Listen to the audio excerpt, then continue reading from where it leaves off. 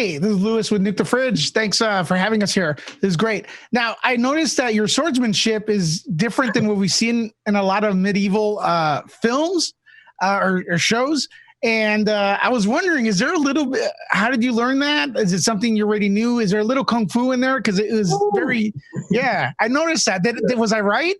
No, Louis, thank you for asking. It was one of those things where we talked from the very beginning about fighting styles, and we wanted to stick very much to what of the time there was, but at the same time, there is a little bit of contemporary elements to things. But I talked with my fight coach, Mo, and we all talked with it, and he kind of explained that Daniel was very swift, the Weeping Monk, and very, very precise, very, very small movements, but they're very effective.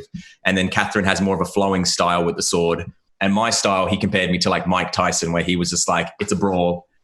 If there's something to throw at someone, you throw it at them, you just survive, you live.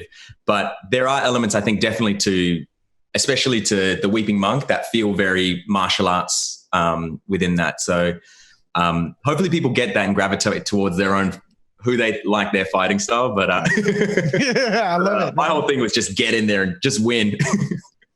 Dope.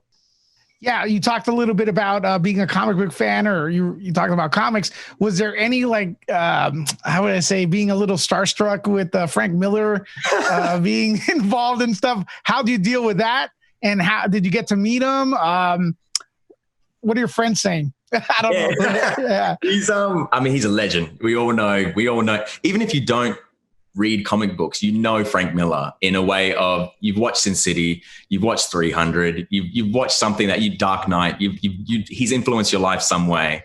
But the thing is, he used to come on set and he's just such a character. He's just such an amazing person that you're kind of like, wow, this is like someone wrote this person and just like, he's like alive. Like, it's just like this incredible person, very giving, very super giving, always wanted to be into the story. And he was like, we can only take it further. Like, we got to take it further. And you're like, yeah, we need to take it further. I need to be more in this. And so you can see a lot of elements of Frank Miller in it. And I think the more the story goes on, the more we'll flesh out that what is the Frank Miller world look like in this cursed story. But he's such a great guy. And my friends freak out a little bit here and there. They're just like, yeah, Dev's doing this Frank Miller thing. And I'm just like, it's called Cursed. It's coming to Netflix. Let's all chill. Like, everyone's more freaked out that I'm working with Frank Miller. Get his autograph. Yeah, I got it. I got it. Glory. I don't know where my book is right now, but it's he drew a picture of me, and I was like, I'm never going to sell that. Like, that's staying with me forever.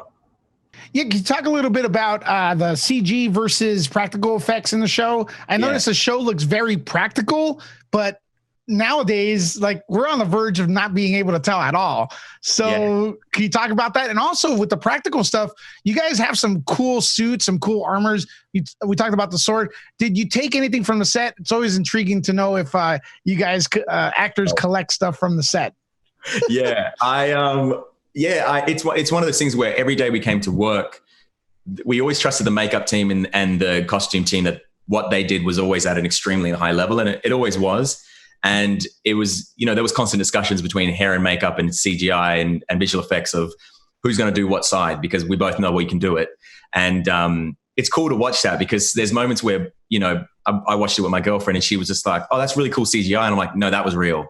And there's other moments where, it's just what people can do now in this industry is like actually ridiculous. And especially the higher the budget, the crazier things can be. But it's really exciting for people to see that now, to see that world. But yeah, I actually got sent the sword that I used in the show, and I got sent this big box, and I was like, oh my God, what is this? Did I get in trouble? And then, it ended up being the sword from the show. And the unfortunate thing is I can't take it outside, because who knows what will happen to me if I take a sword outside and people just see me walking around with that. But it's a super cool, I'm going to get it framed in my house, and it's a super cool piece.